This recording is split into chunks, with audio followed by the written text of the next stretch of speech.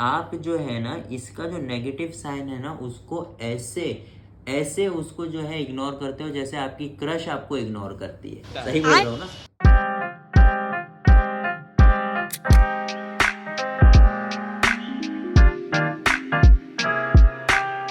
Welcome back to the smart box. आज हम लोग करने वाले हैं हमारे अलजेब्रा की शुरुआत। अलजेब्रा के लिए हमें 3 दिन की छुट्टी मिली है, तो वो 3 दिन का जो यूटिलाइजेशन है हम वो बहुत ही अच्छे से करने वाले हैं।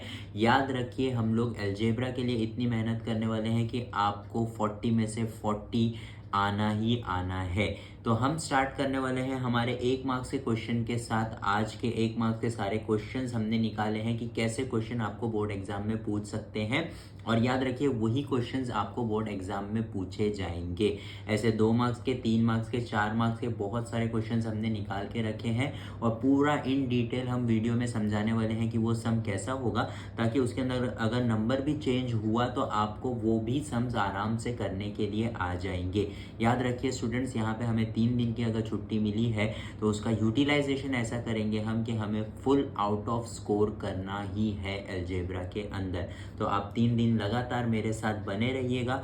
मैं आपको पूरे जो है 1 मार्क्स के, 2 मार्क्स के, 3 मार्क्स के और 4 मार्क्स के जो बाहर के हमारे आंसर्स हैं वो सब कुछ आपको मैं यहीं पर कराने वाला हूँ। तो यहाँ पे हम लोग स्टार्ट करते हैं हमारे फर्स्ट चैप्टर से, यानी हमारे लीनियर इक्वेशन से स्टार्ट करेंगे हम। तो सब स्टेप बाय स्टेप मैं आपको बताऊंगा। यहाँ पे मैं आपको सॉल्व करके भी बता दूंगा। आप स्क्रीन पे देख सकते हैं कि हमारे पास 5 क्वेश्चन है, सारे 1-1 मार्क्स के क्वेश्चन है। इसी तरीके के सेम क्वेश्चंस आपको बोर्ड एग्जाम में पूछे जाएंगे। इसके अलावा कुछ भी पूछना 99% पॉसिबिलिटी है कि यही पूछेंगे, इसके अलावा कुछ भी पूछना बहुत ज़्यादा मुश्किल है। तो आइए स्टार्ट करते हैं विद आवर वेरी फर्स्ट सम। यहाँ पे हम लोग का जो पहला सम है वो यहाँ पे हम लोग को दिख रहा है। भाई डिटर्मिनेंट फाइंड करना है। सबसे आसान चीज़ जो हम लोग को लगती है इसके अंदर वो यही होता है, डिटर्मिनेंट फाइंड करना। लेकिन साइन में गड़बड़ होती है, इसीलिए मैंने पहला सम यही डाला हूँ। हमारा सम अगर हम देखेंगे तो इस तरीके से हमें कुछ लिखना है। याद रखिए स्टूडेंट्स कि हम ऐसा आंसर लिखने वाले हैं कि हमको उसके अंदर पूरा मार्क्स मिले, और अगर आपको पूरा 40 मिल रहा है तो मॉडरेटर्स जो है वो मार्क्स कट करते हैं, क्योंकि वो 40 नहीं देना चाहते हैं आपको। तो हम पेपर ऐसा लिखेंगे कि एक एक डिटेल बताएंगे आपको कि कहाँ कहाँ आपको मार्क्स कट करने के लिए मॉडरेटर बोलता है, और वो हम उनको मौका बिल्कुल भी नहीं देने वाले हैं। तो स्टार्ट करते हैं विद अवर फर्स्ट सम। सबसे पहले यहाँ पे हम क्या करते हैं, यहाँ पे सबसे पहले हम इसको इससे मल्टीप्लाई करते हैं और इसको इससे मल्टीप्लाई करते हैं, है ना। सिंपल सी चीज़ है, यही करते हैं। तो यहाँ पे भी यही करेंगे कि भाई 5 को 0 से मल्टीप्लाई कर दो और 3 को -7 से मल्टीप्लाई कर दो, ठीक है। और बीच में क्या आता है, सब्ट्रैक्शन का साइन आता है, वो तो फॉर्मूला का है, वो तो रहेगा ही, ठीक है। अब 5 0 से 0 होता है, माइनस का साइन माइनस का। अब ये 3 और 7 मल्टीप्लाई होगा, 7 3 21 आंसर आएगा। लेकिन ये पॉजिटिव है और ये क्या है, नेगेटिव। प्लस और माइनस क्या होता है, माइनस होता है, तो यहाँ पे आएगा माइनस। अब जब ये ब्रैकेट ओपन होगा ना तो 0 + 21 होगा, जिसका आंसर क्या है 21। ये यहाँ पे हमारा सम खत्म हो गया स्टूडेंट्स। आपको यहाँ पे इसके पूरे 1 मार्क्स मिल जाएंगे, कोई भी टेंशन लेने की ज़रूरत नहीं है। लेकिन क्योंकि हम किसके लिए बैठे हैं, 40 आउट ऑफ 40 स्कोर करने के लिए बैठे हैं, इसीलिए हम यहाँ पे एक एक्स्ट्रा स्टेटमेंट ऐड करेंगे। वो ये होगा कि the value of determinant is 21। ये स्टेटमेंट के आपको कोई मार्क्स एक्स्ट्रा नहीं मिलने वाले हैं, या नहीं लिखोगे तो मार्क्स कट नहीं होंगे। लेकिन ये स्टेटमेंट दिखाता है कि आप कितने वेल ऑर्गेनाइज्ड से अगर 1 मार्क के सम को कर रहे हो तो आगे भी आप इसी तरीके के वेल ऑर्गेनाइज्ड सम करोगे, जिसमें आपको कहीं पर भी मॉडरेटर मार्क्स कट नहीं कर सकता है। तो इसीलिए मैं आपको बता रहा हूँ, ये वीडियो आप एकदम ध्यान से देखिएगा। एक एक डिटेल बताने वाला हूँ मैं कि कहाँ कहाँ मार्क्स कटते हैं, और वो गलती हमको बिल्कुल भी नहीं करनी है। आई होप आपको फर्स्ट सम समझ में आ गया होगा। यहाँ पे सबसे कॉमन मिस्टेक होती है साइन की। बच्चे साइन छोड़ देते हैं और -21 आंसर लिख करके आ जाते हैं, 0 मिलेगा आपको, ठीक है। आगे बढ़ते हैं। सेकेंड सम की अगर तरफ मैं देखूं तो सेकेंड सम मेरा क्या है, for equation 4x + 5y = 20 when x is equal to 0 find y बोला हुआ है हम लोग को। यहाँ पे देखो, यहाँ पे लिखा हुआ है find y. Find y when x is equal to 0, जब एक्स की वैल्यू 0 है तो हमको क्या फाइंड करना है, वाई फाइंड करना है, ये चीज़ है, ठीक है। तो सिंपल सा सम है, हम लोग को सिर्फ क्या करने का है, हम लोग को सिर्फ यहाँ पे क्या लिखने का पता है, यहाँ पे हम लोग को लिखना है put x is equal to, क्या दिया हुआ है हमको, एक्स इज इक्वल टू 0 दिया हुआ है। तो putting x is equal to 0 करेंगे तो एक्स की जगह पे क्या आ जाएगा, 0 आ जाएगा, plus 5y is equal to 20। अब ये 4 0 से 0 हो गया, plus 5y is equal to 20, है ना। अब 5y इज इक्वल टू 25, यहाँ पे y से मल्टीप्लाई हो रहा है तो वहाँ जाके क्या होएगा, डिवाइड होएगा, है ना। तो y इज इक्वल टू हमारा आंसर क्या आ गया, 4 आ जाएगा, ठीक है। आंसर आ गया हमारा 4, इसको हम डाल देंगे बॉक्स में। वापस से मैं आपको बता रहा हूँ स्टूडेंट, ये चेक होगा, आपको 1 मार्क्स पूरे मिल जाएंगे आराम से, कोई भी टेंशन लेने की बात नहीं है, सॉरी। लेकिन हम यहाँ पे काय के लिए बैठे हैं, 40 आउट ऑफ 40। बार बार अपने दिमाग को ये चीज़ याद दिलाते रहो कि आप क्यों बैठे हो यहाँ पे, क्यों बैठे हो 40 आउट ऑफ 40 लाने के लिए, ठीक है।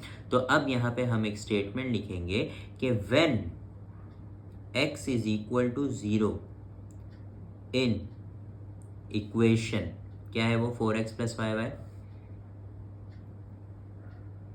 Is equal to 20, then the value of y is equal to 4। ये हम लोग का स्टेटमेंट होना चाहिए, ठीक है। एक स्टेटमेंट हो गया, क्लियर स्टेटमेंट हो गया। अब आगे बढ़ते हैं हम लोग हमारे क्वेश्चन नंबर 3 की तरफ। क्वेश्चन नंबर 3 क्या दिखा, find any 2 solution of x plus y. अब ये क्या चीज़ है भैया, x plus y is equal to 7 का हमको बोला 2 सॉल्यूशन बताओ। एकदम इजी होता है, देखो ध्यान से क्या करने का, बच्चे लोग की टेक्स्ट बुक में ये 7 की टेक्स्ट बुक में ये सम आता है, लेकिन हमको 1 मार्क्स के लिए बोर्ड एग्जाम में पूछता है। कैसे करते हैं, ध्यान से देखो। यहाँ पे अगर मैं लेता हूँ let x is equal to 3, suppose मैंने x इज इक्वल टू 3 ले लिया, तो अब क्या होगा, 3 plus y is equal to 7, मैं 3x की जगह पे 3 पुट कर रहा हूँ। अब ये 3 जो है वो वहाँ जाके क्या होएगा, माइनस होएगा, तो y इज इक्वल टू क्या हो जाएगा, 4 हो जाएगा। तो अब मुझे एक सॉल्यूशन आया कि x is equal to 3 and y is equal to 4, ये एक सॉल्यूशन हो गया। इसी तरीके से हम दूसरा सॉल्यूशन करेंगे। मैं लिखता हूँ let x is equal to 0। अब मेरे को आप पूछोगे सर आपने 3 क्यों डाले, 0 क्यों डाले, मेरी मर्जी, वहाँ पे आपकी मर्जी चलेगी, आप कुछ भी डालो, माइनस इन्फिनिटी से प्लस इन्फिनिटी तक आप कोई भी नंबर डालो, आपको आंसर सही ही मिलेगा अगर कैलकुलेशन सही है तो मैंने 0 पुट कर दिया। तो अब यहाँ पे x के पे आएगा 0 plus y is equal to 7, 0 तो 0 ही रहेगा, सीधा सीधा मुझे आंसर क्या आ गया, y इज इक्वल टू 7। तो अब मैं यहाँ पे क्या लिखूंगा, द 2, क्या क्वेश्चन क्या पूछा था हमें, राइट एनी 2 सॉल्यूशन, ठीक है। तो the 2 possible solution for x plus y is equal to 7 are, पहले मैं क्या लिखूंगा, x कॉमा वाई पहले क्या आएगा, 3,4 एंड दूसरा क्या आएगा 0,7, 0,7, खत्म हो गया सम। कितना इजी सम था, हमको 2 सॉल्यूशन लिखने थे, यानी 2 नंबर ऐसे कौन से ऐड करोगे कि आपको 7 आएगा, तो ये आपको करके दिखाना है। ऐसा आप डायरेक्ट नहीं लिख सकते 3 और 4, 2 और 5, 1 और 6, ऐसा नहीं लिख सकते आप, आपको दिखाना पड़ेगा सॉल्व करके, ठीक है। आगे बढ़ते हैं, क्वेश्चन नंबर आते हैं हम 4 की तरफ। State with reason whether 3x square minus 7y is equal to 13 are linear equation in 2 variable और नॉट। यहाँ पे मैं आपको क्वेश्चन वापस से लिख देता हूँ। क्वेश्चन नंबर 4 है, क्या है question, 3x square minus 7y, 3x square minus 7y, आगे क्या है, is equal to 13, is equal to 13, ये हम लोग का क्वेश्चन है, ठीक है। अब क्वेश्चन आपने देख लिया है ध्यान से, अब मैं आपको बताता हूँ कि ये फाइंड करना है लीनियर इक्वेशन है कि नहीं। तो लीनियर इक्वेशन है कि नहीं, उसके लिए मुझे सबसे पहले आपको बताना पड़ेगा कि पॉइंट्स क्या क्या होते हैं लीनियर इक्वेशन फाइंड करने के। सबसे पहला पॉइंट जो आपको दिमाग में याद रखना है वो ये है कि वेरिएबल का पावर या इंडेक्स, दोनों में से जो भी आपको समझ में आता होगा, इसको बोलते हैं, यहाँ पे कुछ नहीं है तो 1 है और यहाँ पे कुछ नहीं है तो 0 है। तो वेरिएबल का पावर या इंडेक्स जो होता है ना, वो होना चाहिए इक्वल टू 1, ठीक है। इसके अलावा कुछ भी हुआ आपका गेम वहीं पे खत्म, वो लीनियर इक्वेशन है ही नहीं। अगर ये चीज़ को सेटिस्फाई करता है कि 1 है भाई, सब जगह 1 है, ठीक है, तो दूसरे पॉइंट पे हम आएंगे। दूसरा पॉइंट हमको क्या बोलता है? दूसरा पॉइंट हमको बोलता है कोएफिशिएंट। अब ये क्या भला है? कोएफिशिएंट का मतलब होता है जैसे ये वेरिएबल है ना, एक्स वेरिएबल है, तो उसके बाजू वाला जो नंबर होता है उसको हम लोग क्या बोलते हैं? कोएफिशिएंट। वाई क्या है? वेरिएबल है, उसके बाजू वाला जो नंबर है वो क्या है? उसका कोएफिशिएंट। तो coefficient should not equal to 0। वो इक्वल टू 0 नहीं होना चाहिए। बाकी कुछ भी रहेगा चलेगा, माइनस में है चलेगा, रूट में है चलेगा, अपॉन में है चलेगा, प्लस में है चलेगा, माइनस में है चलेगा, कुछ भी रहेगा चलेगा, बस क्या नहीं होना चाहिए? 0 नहीं होना चाहिए। आपका आप टेक्स्ट बुक उठा के देख लो, फर्स्ट पेज पे आपके एक डब्बा बना हुआ है लीनियर इक्वेशन इन 2 वेरिएबल का, जिसमें पूछा हुआ है कि कौन सा लीनियर इक्वेशन 2 वेरिएबल है, कौन सा नहीं है। उसके अंदर नीचे से तीसरा या चौथा वाला आप देखोगे ना, उसके अंदर 0x ऐसा लिखा हुआ होगा, 0x + 3y = 5। अब आप बोलोगे क्या है सर? देखो x लिखा हुआ है, वेरिएबल 1 है, y लिखा हुआ है, वेरिएबल उसका इंडेक्स 1 है, लीनियर इक्वेशन है। लेकिन आप ये भूल रहे हो कि जब ये 0 को आप x से मल्टीप्लाई करोगे तो ये तो यहाँ से गायब हो जाएगा। बचा क्या? 3y = 5। अब ये लीनियर इक्वेशन है, लेकिन कितने वेरिएबल है इसके अंदर? सिर्फ एक वेरिएबल है। और पूछा क्या है आपको क्वेश्चन में? ध्यान से देखो, लीनियर इक्वेशन इन 2 वेरिएबल है कि नहीं, ये पूछा है। तो यहाँ पे लीनियर इक्वेशन इन 1 वेरिएबल ही बनेगा, तो वो लीनियर इक्वेशन इन 2 वेरिएबल नहीं है। इस चीज़ को आप अच्छे से याद रखो, ठीक है। तो ये 2 चीज़ें अगर हम देखेंगे अच्छे से तो हमको समझ में आ जाएगा। तीसरी चीज़ और इम्पॉर्टेंट है वो कि यहाँ पे लिख देता हूँ कि आपका जो वेरिएबल है, ठीक है, आपका वेरिएबल अपॉन में नहीं होना चाहिए, यानी डिनोमिनेटर में नहीं होना चाहिए आपका वेरिएबल। जैसे 1/x + 1/y = 3। अब बोलोगे आप यहाँ पे भी 1 है, यहाँ पे भी 1 है, इनका कोएफिशिएंट भी 1 है, तो ये तो हो गया लीनियर इक्वेशन। नहीं, जब ये ऊपर जाएगा तो ये हो जाएगा -1, जब ये ऊपर जाएगा तो हो जाएगा -1, जो कि 1 से क्या है? छोटा। और हमको क्या चाहिए रहता है?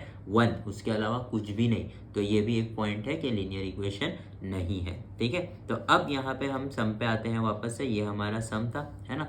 तो अब यहाँ पे हम सीधे सीधे क्या लिखेंगे?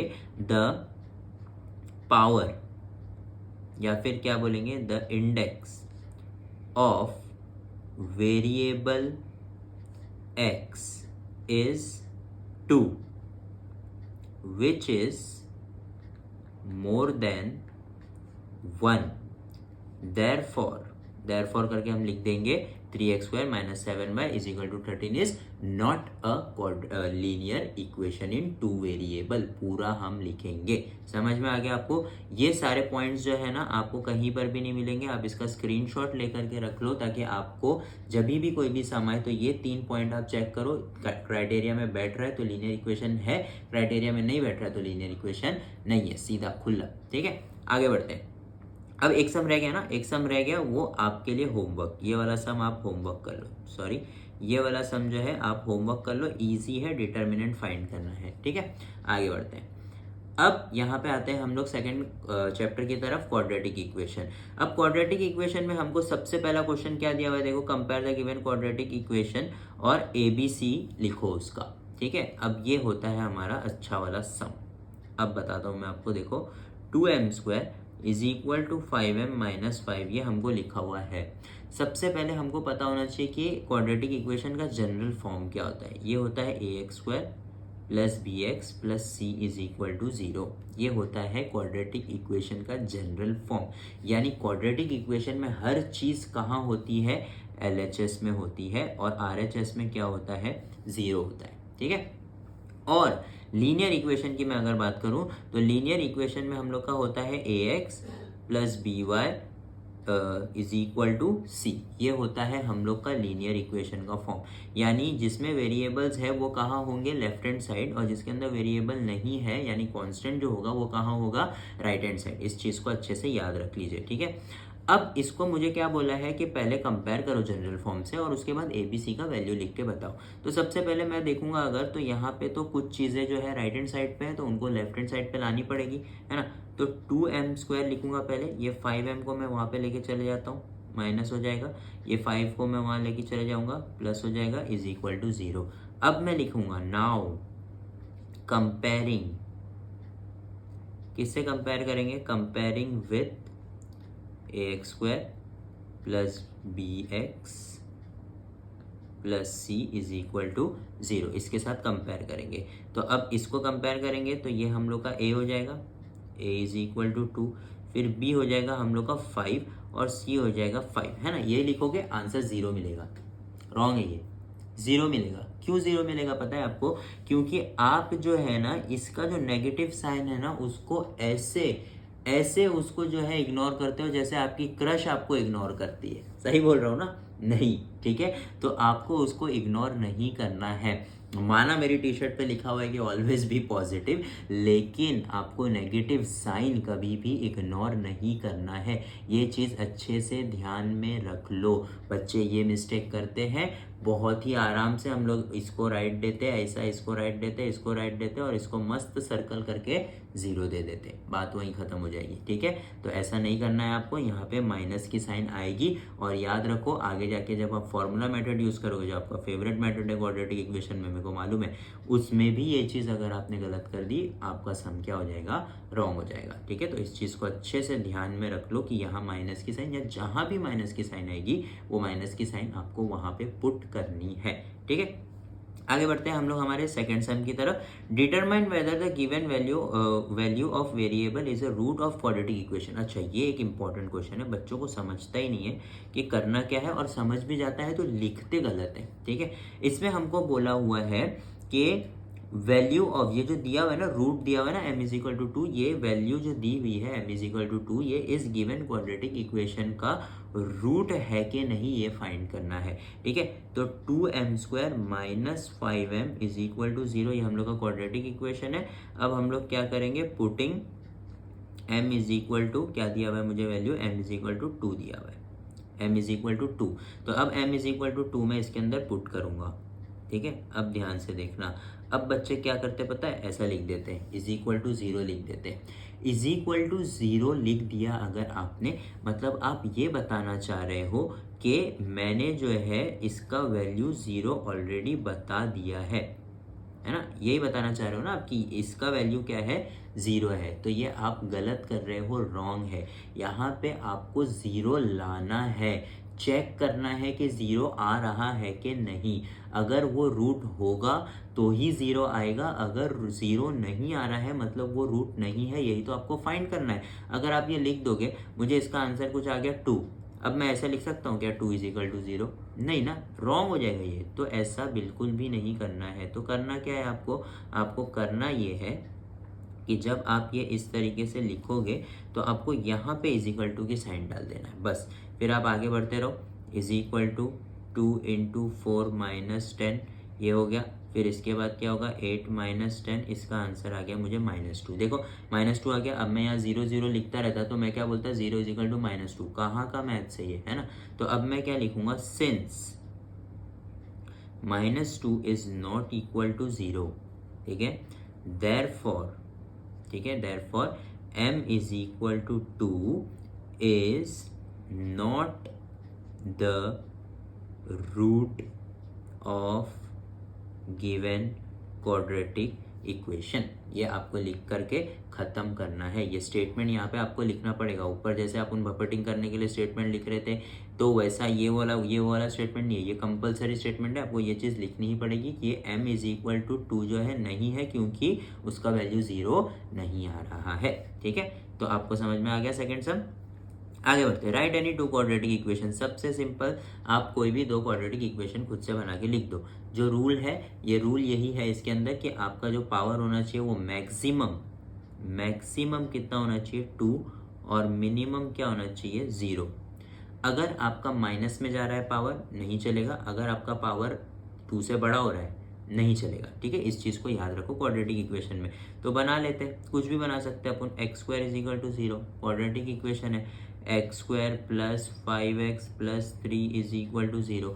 कुछ भी बनाओ, पावर उसका हाईएस्ट पावर 2 होना चाहिए और लोवेस्ट पावर क्या होना चाहिए, 0 होना चाहिए। समझ में आया? इस चीज़ को याद रखो। ये दो क्वाड्रेटिक इक्वेशन बना दोगे, इसमें स्टेटमेंट लिख सकते हो the required to quadratic equation are x square is equal to 0 और x square plus 5 plus 3 is equal to 0। आपकी मर्जी, आप कुछ भी बना सकते हो। ठीक है, अब आगे आते हैं सबसे इंपॉर्टेंट क्वेश्चन के, decide which of the following is the quadratic equation. एक क्वाड्रेटिक इक्वेशन हमको दिया हुआ है और बोल रहा है फाइंड करो, डिसाइड करो कि ये क्वाड्रेटिक इक्वेशन है कि नहीं।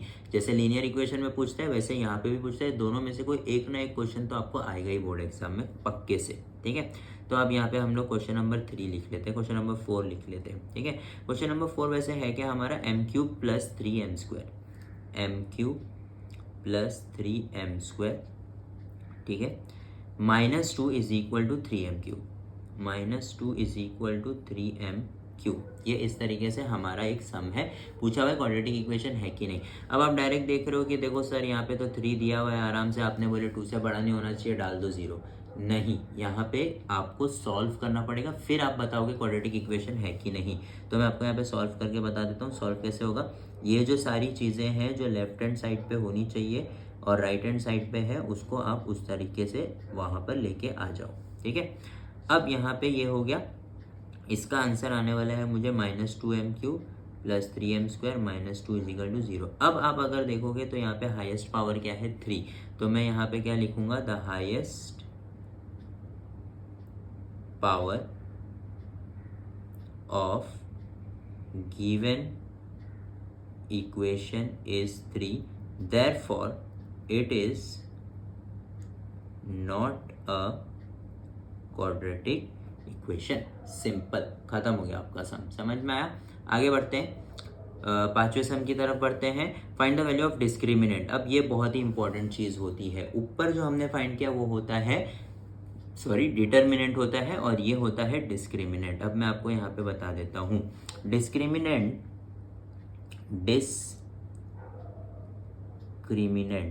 डिस्क्रिमिनेंट जो होता है ना, वो डेल्टा से डिनोट होता है। ये जो ट्रायंगल बना हुआ है इसको हम लोग क्या बोलते हैं, डेल्टा, याद रखो। ठीक है, डेल्टा का फॉर्मूला होता है b² - 4ac। डिस्क्रिमिनेंट यानी डेल्टा, डेल्टा का फॉर्मूला b² - 4ac। यानी आपको सिंपल लैंग्वेज में वो बोल रहा है b² - 4ac का वैल्यू बता दो, बता देते हैं। ठीक है, अब देखो यहाँ पे इक्वेशन क्या है मेरा, x² plus 4x plus 1 is equal to 0। अब मैं यहाँ पे क्या लिखूंगा, comparing with ax square plus bx plus c is equal to 0। तो मेरा a का वैल्यू क्या हो जाएगा, 1। कुछ नहीं है ना यहाँ पे, कुछ नहीं। अब बच्चे कंफ्यूज होते हैं, कुछ नहीं है तो क्या लिखने का, 0 लिख के आ जाते। याद रखो, कुछ भी नहीं है अगर वेरिएबल तो वो 1 होता है, अगर 0 है तो वो 0 लिखेंगे। ठीक है, 0 नहीं लिखा हुआ है मतलब क्या है, 1 है। ठीक है, b का वैल्यू क्या हो गया, 4 और c का वैल्यू हो गया 1। ठीक है, अब यहाँ पे मैं लिखूंगा delta b² - 4ac, value put करूंगा। ठीक है, b का वैल्यू क्या है, 4 - 4 × 1 × 1। ठीक है, 16 - 4 कितना होगा, 12। तो डेल्टा का वैल्यू हमको कितना आ गया, 12। तो अब हम यहाँ पे स्टेटमेंट लिखेंगे, द वैल्यू ऑफ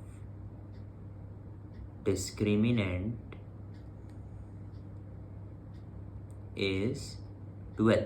यहाँ पे हमारा आंसर खत्म हो गया। ये सारे टॉपिक्स जो हमने कवर किए हैं ये हमारे क्वाड्रेटिक इक्वेशन चैप्टर के 1 मार्क्स के क्वेश्चन के लिए बहुत ज़्यादा इंपॉर्टेंट है।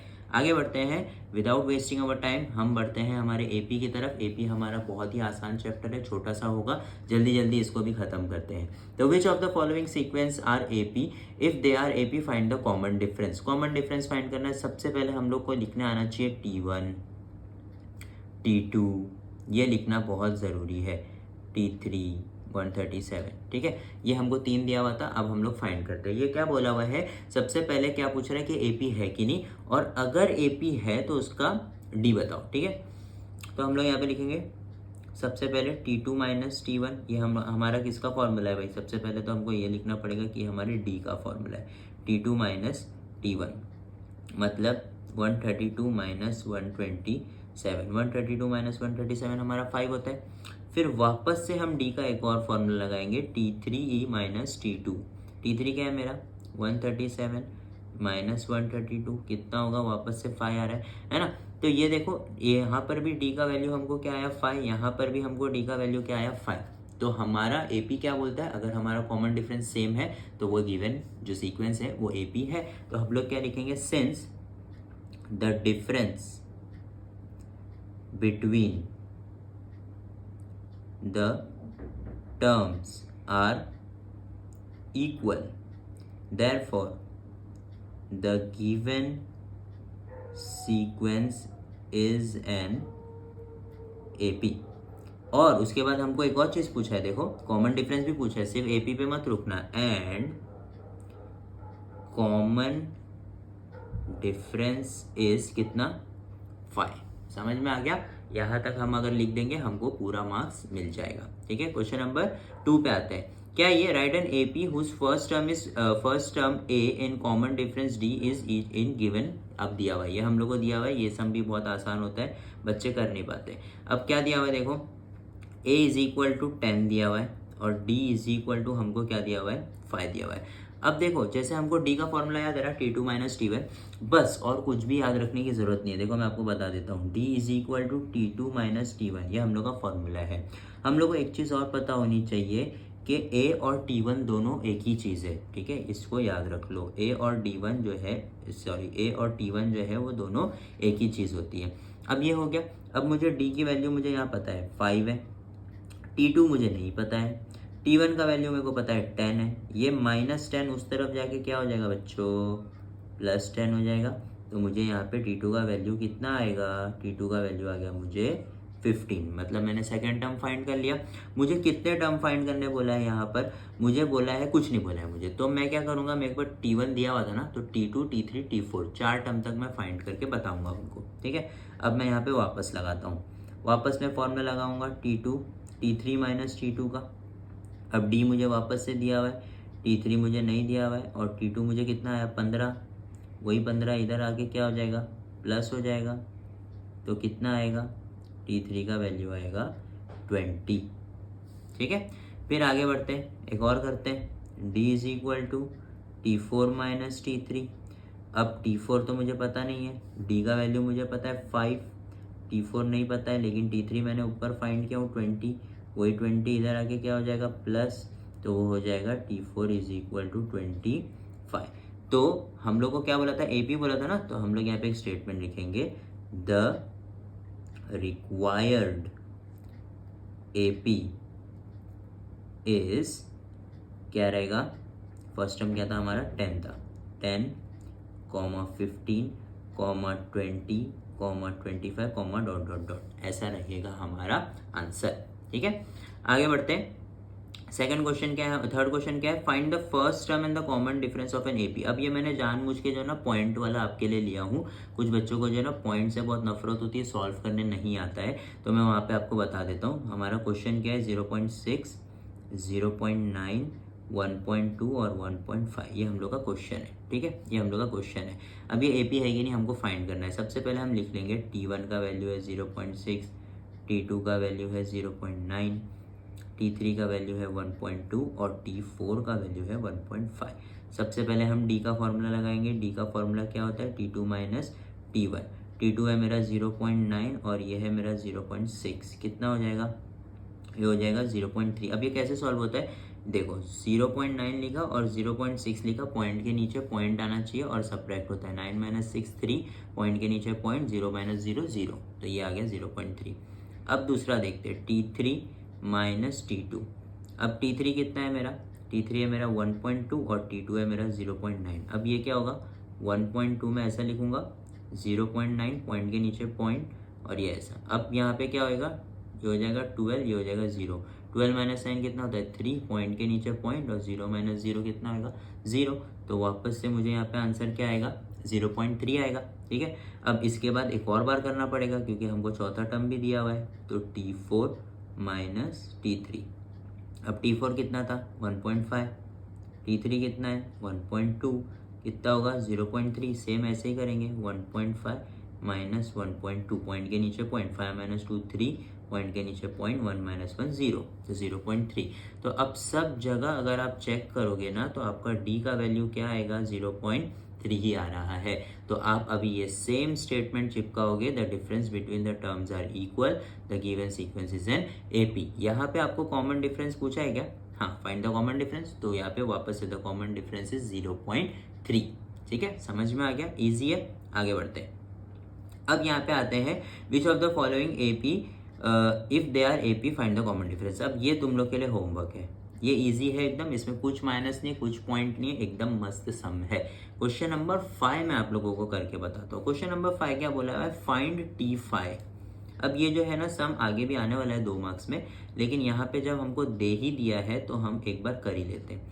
T5 दिया हुआ है, T5 फाइंड करने का हम लोग को, ए का वैल्यू 3 है, डी का वैल्यू -3 है।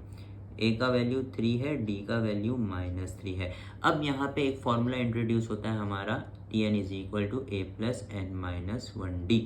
3 फॉर्मूले हमारे इस चैप्टर में, जिसमें से सबसे पहला फॉर्मूला यही है। ठीक है, अब यहाँ पे आपको कंफ्यूजन होता है। देखो, हमको पूछा क्या है, T5। ये जो 5 है ये किसकी जगह पर है, n की जगह पे। मतलब बेसिकली हमको सीधा सीधा n का वैल्यू कितना दिया है, 5। इसके अंदर कोई कंफ्यूजन होना ही नहीं चाहिए, समझ में आया? तो मुझे यहाँ पे लिखना है T5।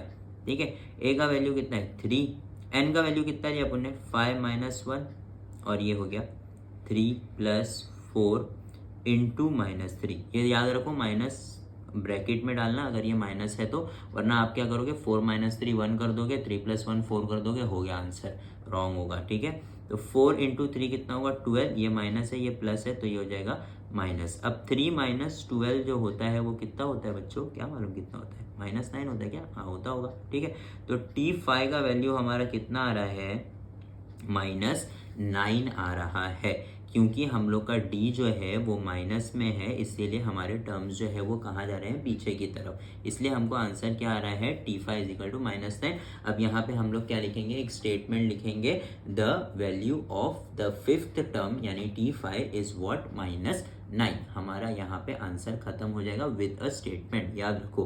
तो स्टूडेंट्स, ये जो हमने जो भी सम किए हैं ये सारे 1 मार्क्स के चुने हुए सम है, अच्छे से हमने चुन चुन के निकाले हैं ये सम। इसके अलावा आपको बोर्ड एग्जाम में कोई भी सम नहीं आएगा। आप जब पहला पेज देखोगे तो पहले पेज पे तो MCQ होता है, बाद वाला पेज देखोगे तो आपको मेरा चेहरा याद आएगा कि सर ने बोले थे ये सम आएगा, और ये सम आ गया। और ये सम यानी इसके ऐसा ही सम आएगा, आपको नंबर्स चेंज हो सकते हैं, लेकिन पूरा कॉन्सेप्ट हमने समझा दिया है, तो आप कोई भी सम आए उसको आसानी से कर लोगे। तो जल्दी जल्दी कमेंट कर दो अगर आपको ये वीडियो अच्छा लगा है तो, कि अगर आपको इसके बाद वाले चैप्टर्स जल्दी चाहिए तो जल्दी जल्दी कमेंट कर दो, क्योंकि हमारे पास टाइम बहुत कम है और इसके बाद वाले तीनों चैप्टर्स बहुत ज़्यादा लेंथी है। तो thank you so much for watching.